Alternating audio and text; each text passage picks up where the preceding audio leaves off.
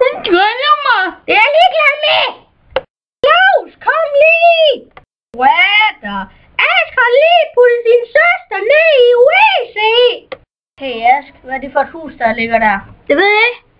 Er det ikke din søster, der går der? Jo, det her det sørme også.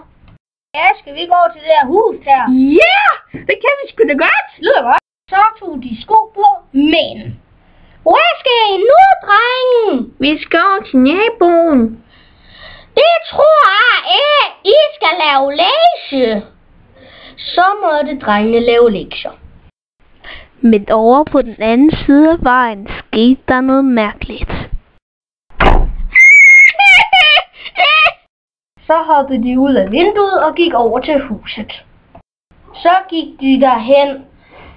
Det ser sgu stadig spooky ud. Skal vi gå derind? Ja. Og man så aldrig drengene igen.